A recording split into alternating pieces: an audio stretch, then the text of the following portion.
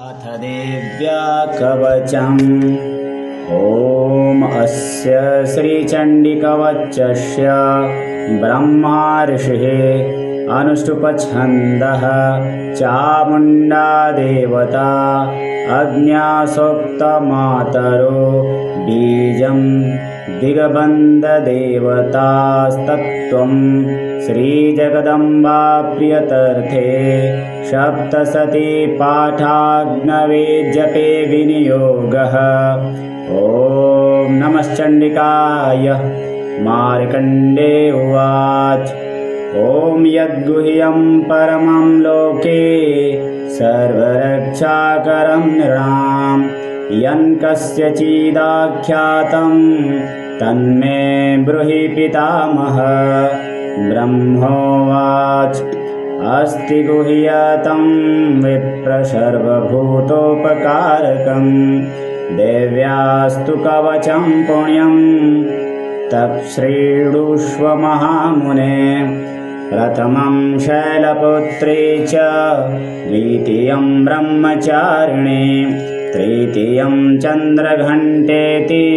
कूष्माण्डेति चतुर्थकं पञ्चमं स्कन्दमातेति षष्ठं कात्यायनीति च सप्तमं कालरात्रीति महागौरीति चाष्टमम् नवमं सिद्धिदात्री च नवदुर्गाः प्रकीर्तिताः उक्तान्येतानि नामानि ब्रह्मणैव महात्मना। अग्निना दह्यमानस्तु शत्रुमध्ये गतोरणे विषमे दुर्गमे चैव भयार्ताः शरणं गताः न तेषां जायते किञ्चिदशुभमरणसङ्कटे नापदं तस्य पश्यामि शोकदुःखभयं नहि। यस्तु भक्त्या स्मृता नूनं तेषां वृद्धि प्रजायते ये त्वां स्मरन्ति देवेश रक्षसे तान्न संशयः। प्रेतसंस्था तु चामुण्डा वाराही महिषासना ऐन्द्रिगजसमारूढा वैष्णवी गरुणासना माहेश्वरी वृषारूढा कौमारी शिखिवाहना लक्ष्मीः पद्मासना देवी पद्महस्ता हरिप्रिया श्वेतरूपधरा देवी ईश्वरी वृषवाहना ब्राह्मी हंसमारूढा सर्ववर्णभूषिता इत्येता मातरः सर्वा सर्वयोगसमन्विताः नानाभरणशोभाढ्या नानारत्नोपशोभिताः दृश्यन्ते रथमारूढा देव्यः क्रोधसमाकुलाः शङ्खं चक्रं गदां शक्तिं हलं च मुसलायुधं कीटकं तोमरं चैव परशुं पाशमेव च कुन्तायुधं त्रिशूलं च साङ्गमायुधमुत्तमं दैत्यानां देहनाशाय भक्तानां भयाय च धारयन्तायुधा नित्यं देवानां च हिताय वै। नमस्तेऽस्तु महारौद्रे महाघोरपराक्रमे महाबले महोत्साहे महाभयविनाशिनी त्राहि मां देवी दुष्प्रेक्षये शत्रूणां भयवर्धिनी प्राच्यां रक्षतु मामैन्द्री आग्नेयामग्निदेवता दक्षिणेवतु वाराही नैऋत्यां खड्गधारिणी प्रतीच्यां वारुणी रक्षेत् वायव्यां मृगवाहिनी उदीच्यां पातु कौमारी ऐशान्यां शूलधारिणी ऊर्ध्वं ब्रह्माणी मे रक्षेद् दस्तादवैष्णवी तथा एवं दश दिशो रक्षे चामुण्डा शववाहना जया मे चाग्रतः पातु विजया पातु पृष्ठतः अजिता वामपार्श्वे तु दक्षिणे चापराजिता शिखामुद्योतिनी रक्षे धूमामूर्ध्नि व्यस्थिता मालाधरी ललाटे च भ्रुवो रक्षेद यशस्विनी त्रिनेत्रा च भ्रुवोर्मध्ये यमघण्टा च नासिके शङ्खिनी चक्षुषोर्मध्ये श्रोत्रयोर्द्वारवासिनी कपोलौ कालिका रक्षेत् कर्णमूले तु शाङ्करी नासिकायां सुगन्धां च ऊतरोष्ठे च चर्चिका अधरे चामृतकला जिह्वां च सरस्वती दन्तान् रक्षतु कौमारी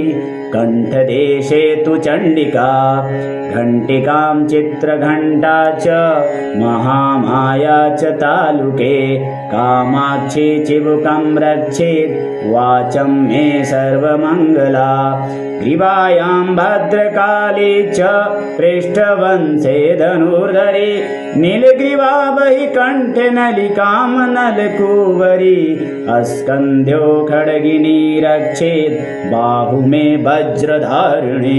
हस्तयोर्दण्डिनी रक्षेत् अम्बिका चाङ्गदूषी च नखाकुलेश्वरी रक्षेत् कुक्षौ रक्षेत् कुलेश्वरी अस्तनौ रक्षे महादेवी मनः शोकविनाशिनी हृदये ललिता देवी उदरे शूलधारिणी नाभौ च कामिनी रक्षेत् गुह्यं गुह्येश्वरी तथा पूतना कामिकामेन्दु हृदे महेशवाहिनी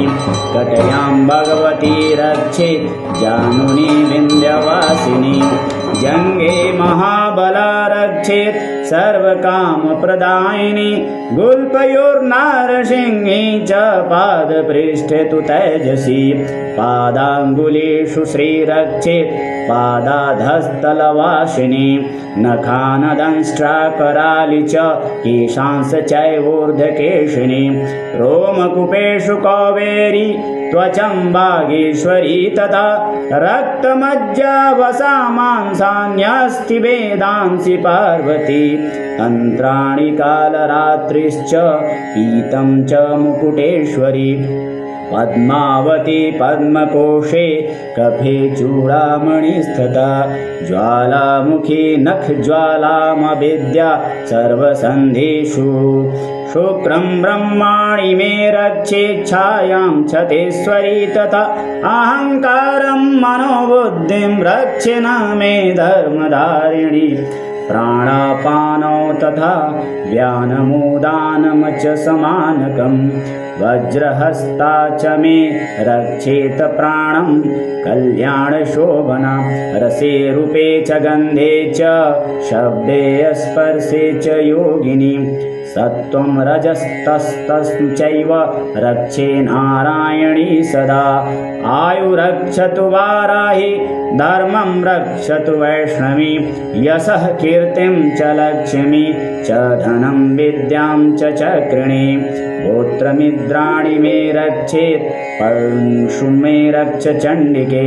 पुत्रान् रक्षेन महालक्ष्मीर्भार्या रक्षतु भैरवी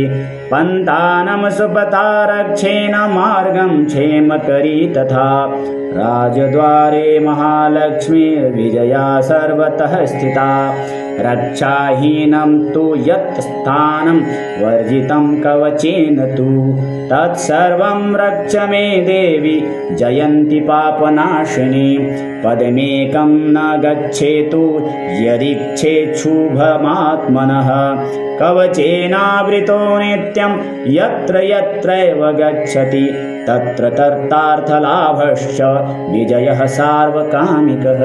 यं यं चिन्तयते कामं तं तं प्राप्नोति निश्चितं परमैश्वर्यमातुलं प्राप्यस्यते पुतले पुमान् निर्भयो जायते मर्त्यः सङ्ग्रामेष्वपराजितः त्रैलोक्ये तु भवेत् पूज्य कवचेनावृतः पुमान् इदं तु दिव्यः कवचं देवानामपि दुर्लभं यः पठेत् प्रयतो नित्यं त्रिसन्ध्यं श्रद्धयान्वितः दैवी कला भवेत् तस्य त्रैलोक्ये स्वपराजितः जीवेद वर्षशतं साग्रममृत्युविवर्जितः नश्यन्ति व्याधयः सर्वे दूता विस्फोटकदायदः अस्तावरं जङ्गं चैव कृत्रिमं चापि यद्विषम् अभिचाराणि सर्वाणि मन्त्रयन्त्राणि भूतले भूचराः खेचराश्चैव जलजाश्चोपदेशिकाः सहजा कुलजा माला डाकिनी शाकिनी तथा अन्तरिक्षचरा घोरा डाकिन्यश्च महाबलः ग्रहभूतपिशाचाश्च यक्षगन्धर्वराक्षसः ब्रह्मा राक्षसवेतालाः कुष्माण्डा भैरवादयः नश्यन्ति दर्शनातस्य कवचे हृदि संस्थिते मानोऽनन्तिर्भवेद् राज्ञस्तेजो वृद्धिकरं परं यशसा वर्धते सोऽपि कीर्तिमण्डितभूतले जपेत् सप्तशतीं चण्डीं कृत्वा तु कवचं पुरा यावद्भूमण्डलं धते शशैलवन्काननं तावतिष्ठति मेदिन्यां सन्ततिः पुत्रपौत्रिकी देहान्ते परमम् अस्थानं यत्सुरैरपि दुर्लभं प्राप्नोति पुरुषो नित्यं महामाया प्रसादतः लभते परमं रूपं शिवेन सह मोदते ॐ इति दिव्यः कवचं सम्पूर्णम्।